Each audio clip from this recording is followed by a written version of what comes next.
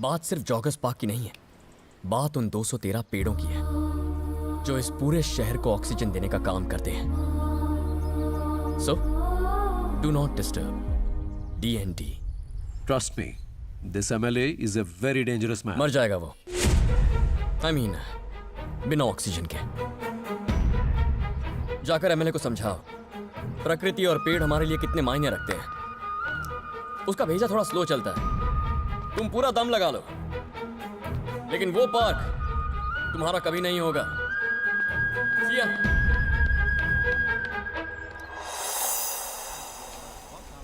समंदर और आपके बीच का रिश्ता एक माँ और बच्चे की तरह है। आपको उसका ख्याल रखना चाहिए। मानता हूं आप ज्यादा से ज्यादा मछलियां पकड़ना चाहते हैं, लेकिन ज्यादा मछलियां पकड़ना भी हानिकारक हो सकता है। पर्यावरण की भलाई इसी में है कि आप जरूरत के हिसाब से मछलियां पकड़ें। अगली बार समंदर में जाने से पहले एक बार आपस में चर्चा कर लीजिए कि उस दिन आपको कितनी मछलियां पकड़नी है। मैं MLA देश पांडे का भाई हूँ। कल मछलियां पकड़ने आपके साथ मैं भी चलूंगा, तभी बात कर लेंगे। क्या हुआ, गले में खराश है? पार्क को लेके तेरे ऊपर मेरे भाई का दिमाग बहुत सटका हुआ है। तेरे भाई की सटके तेरी सटके या किसी और की, मुझे कोई परवाह नहीं। सोच, अगर कुदरत की सटकी तो क्या होगा। तुझे आइडिया नहीं है भाई को गुस्सा आया तो तेरे साथ क्या होगा। तेरे टुकड़े टुकड़े करके समुंदर में फेंक देंगे। अब कैसे समझाऊं तुझे? मेरे भाई, आकाश, वायु, धरती, ये समंदर, इनके गुस्से के आगे कोई नहीं टिक सकता। भाई का गुस्सा हम तेरे को दिखाएंगे। तू बता कुदरत क्या करेगी?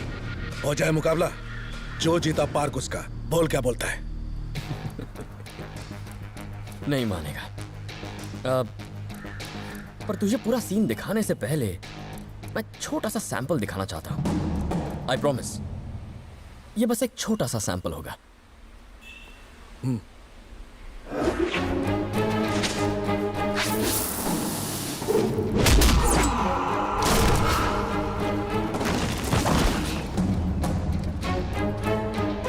भूकंप। भूकंप के बारे में तो सुना ही होगा।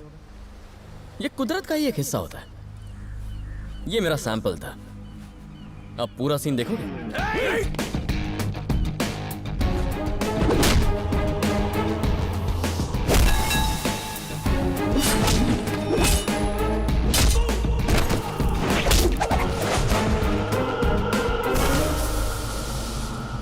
और ये बवंडर था।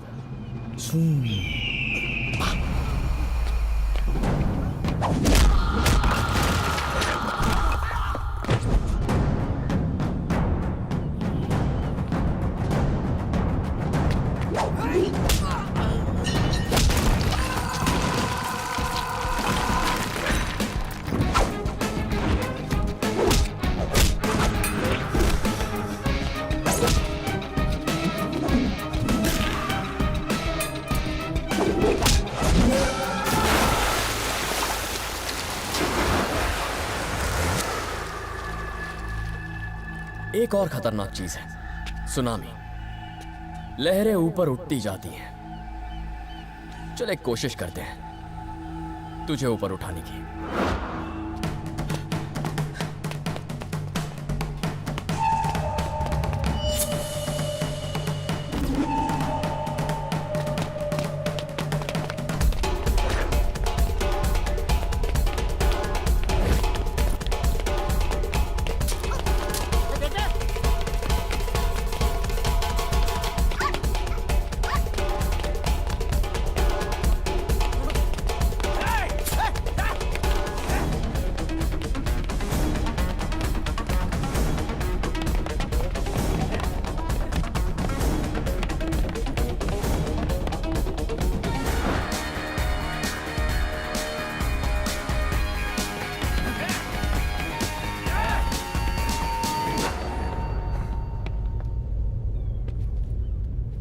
भाई कुदरत का कहर देख लिया मैंने, समझ गया तेरी बात। जाने दे मुझे। कुदरत वैसे तो कहर नहीं बरसाती, पर जब बरसाती है तो कोई उसे रोक नहीं पाता। जब तक तबाही का मंजर नहीं दिखाती, रुकने का नाम नहीं लेती।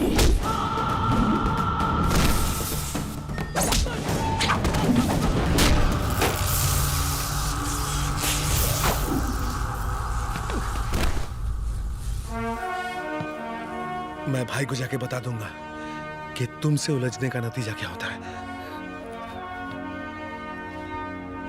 मुझसे नहीं दोस्त, कुदरत से उलझने का।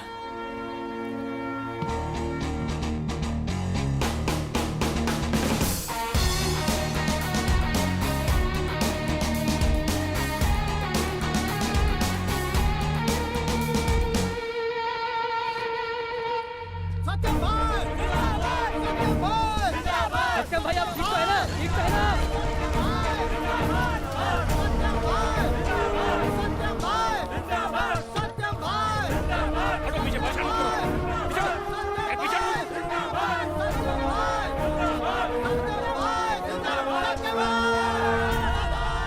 सर आपके ऊपर जो हमला हुआ है उसके बारे में क्या कहेंगे? सर इसके पीछे किसका हाथ है? सर क्या आपको लगता है कि ये किसी की साजिश है? सर कुछ तो बताइए। छोटा सा एक्सीडेंट हुआ था और कुछ नहीं।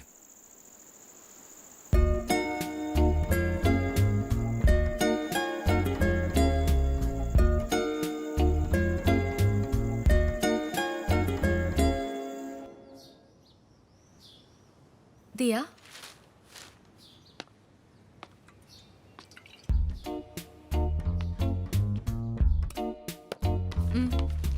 थैंक्स।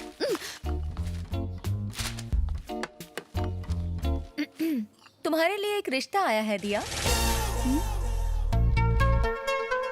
मेरी कलीग सुनंदा है ना, उसी का बेटा है। खुद का बिजनेस है उसका, दिखने में भी अच्छा है।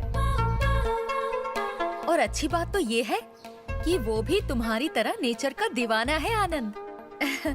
अगर तुम कल फ्री हो तो मैं उन्हें घर बुला लेती हूँ, तुम उनसे मिल लेना। सिर्फ कल ही नहीं, मैं पूरी लाइफ फ्री नहीं हूँ। मैं इसके साथ बहुत बिजी हूँ। बोलो ना, इन्हें बताओ।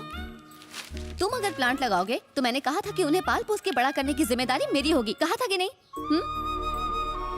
हमने फैसला किया था कि हम समंदर का नजारा देखते हुए अपनी सारी जिंदगी साथ में बिताएंगे। बताओ इन्हें। हमने ये सोचा था कि अगर लड़का हुआ तो उसका नाम प्राकृत रखेंगे और लड़की हुई तो उसका नाम प्रकृति रखेंगे। बताओ इन्हें कि मैं तुम्हारी जिंदगी हूँ।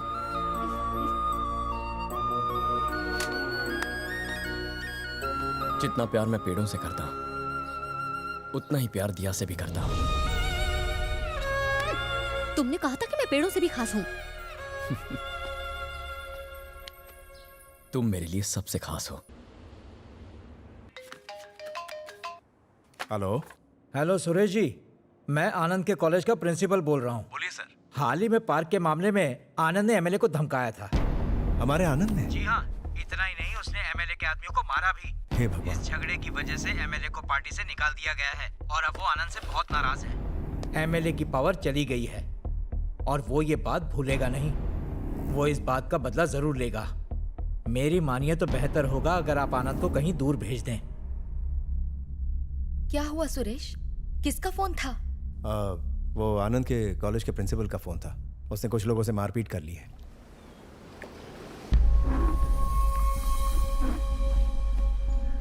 बड़े इंटरेस्ट से देख रहे हो। ये समंदर तो तुम रोज देखते हो।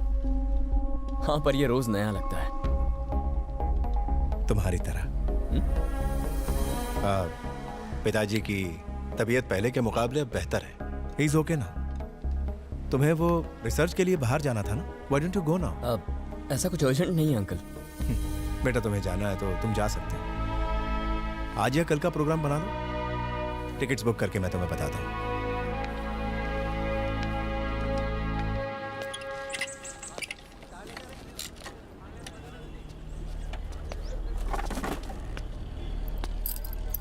क्या प्रॉब्लम है?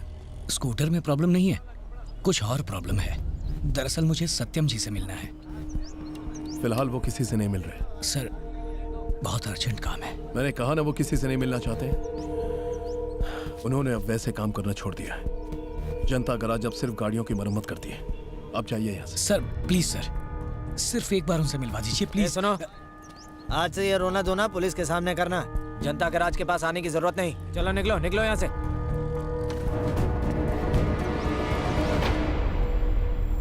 सुनो, कौन था? भाई, वो आदमी वेस्पा के स्पेयर पार्ट्स के लिए आया था। उसी के लिए आया था भाई। हमारे पास नहीं है तो चला गया। हाँ भाई, वो पार्ट सब आते ही कहाँ हैं? अली बोला। हाँ हाँ सत्यम भाई, वो स्पेयर पार्ट्स के लिए आया था, पर हमारे पास है ही नहीं।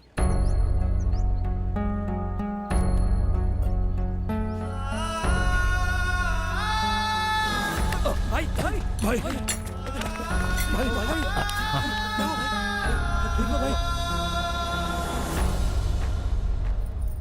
पता नहीं एक्सीडेंट के बाद डॉक्टर ने ऐसा तो क्या कह दिया है कि तेरी माँ और गराज वाले मेरी बहुत फिक्र करने लगे हैं। जनता गैराज में जो लोग मदद मांगने आते हैं उन्हें मुझसे मिले बगैर ही वापस भेजा जा रहा है। वो लोग आखिर ऐसा क्यों कर रहे हैं? मेरे लिए वो लोग उतनी ही अहमियत रखते हैं जितना कि उनके लिए मैं। उम्र के इस पड़ाव पर आकर मुझे लगता है कि काम थोड़ा कम कर देना चाहिए मुझे। पर दिल की बात कहूं तो जब जनता गराज से लोग खाली हाथ बिना मदद के लौट जाते हैं तो पता है, जिंदा होने के बावजूद लगता है जीते जी मर गया।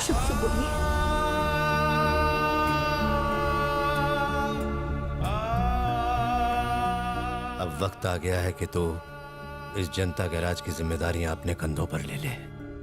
कौन सी जिम्मेदारियां? गाड़ियों की मरम्मत की या लोगों की मरम्मत की? ऐसे कह रहे हो जैसे कोई बहुत बड़ी पॉलिटिकल पार्टी या कोई बड़ा बिजनेस सौंप रहे हो। बात करते हैं। मेरे नजरिए में वो उन सबसे बढ़ के हैं। मेरे लिए नहीं है। गराज की उस सस्ती सी लकड़ी की कुर्सी पर बैठकर दिन रात लोगों की बकवास सुनना